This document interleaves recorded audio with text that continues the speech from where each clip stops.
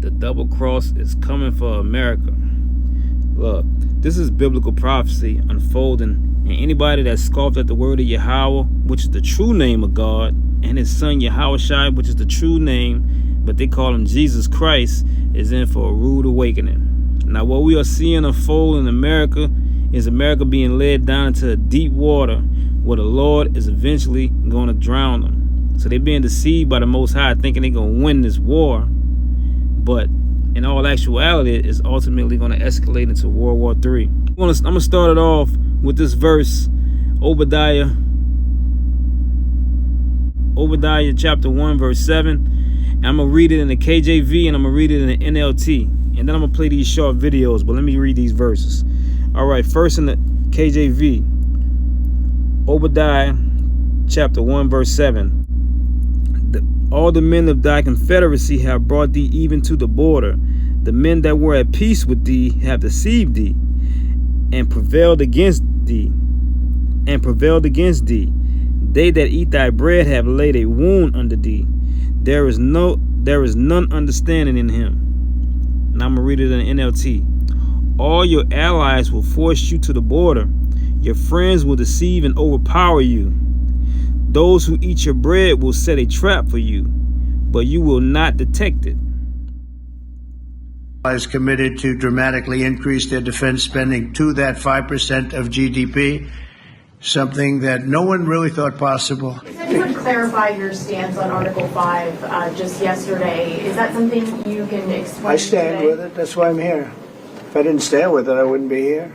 So you would defend countries even Well, what if they did don't I pay just up their say? fair Yes, share? of course. Why would I be here? I've long said that, I wonder whether or not NATO would ever be there for us.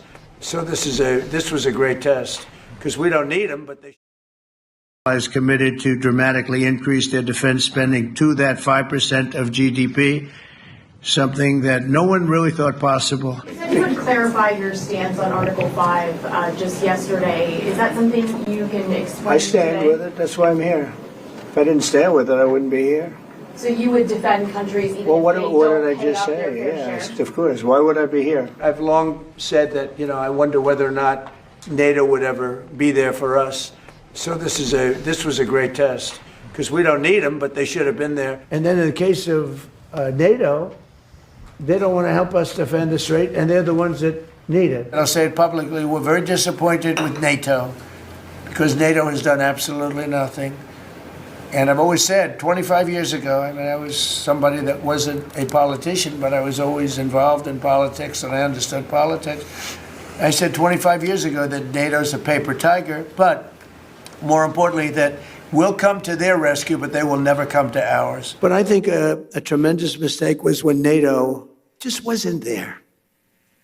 They just weren't there. It's going to make a lot of money for the United States because we spend hundreds of billions of dollars a year on NATO, hundreds protecting them. And we would have always been there for them. But now, based on their actions, I guess we don't have to be, do we? Keir Starmer is taking a more diplomatic approach, saying the UK will continue to work with the US despite not helping them in the war. You talk about our allies. The special relationship is pretty much dead, isn't it? Donald Trump is ridiculing you, he's mocking you on social media. How do you rebuild that? Well, firstly, on defence, security and intelligence, we share that with the Americans 24/7. And it's really important. And we must never lose sight of that. Whoever's the Prime Minister, whoever's the President, for decades now, that has been a very close relationship. So for defence, security and intelligence, it's really important. Yes, of course, there have been some hard discussions with President Trump, but a lot of what he said is designed to put pressure on me to change my mind and to get dragged into this war. But I'm not going to do so. I'm the British Prime Minister, and I act in the British national interest, and always will. So whatever the pressure, whoever it's coming from, I'm not going to waver on this. I will put the British national interest first.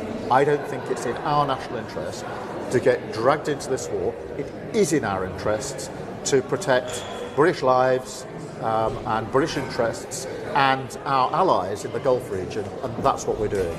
But in a strange turn of events, Keir Starmer has been forced to fight opposition parties in his own country over NATO, like the Greens, who are demanding the UK leave the collective.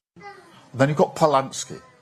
He thinks that with a war on two fronts, now is the time to give up our NATO membership. Now is the time to start negotiating with Putin over our nuclear deterrent. We'd be left so weak and so exposed if any of those individuals were in government. And it's really important, therefore, that we stick to our principles, stick to our values, and show the leadership that's needed in a time like this. Now, this is beautiful.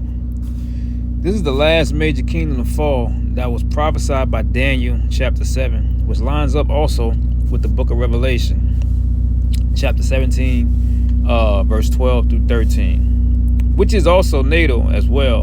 And America is the whore that rides that beast. But verse 16 in that same chapter says that the 10 horns on the beast shall hate the whore.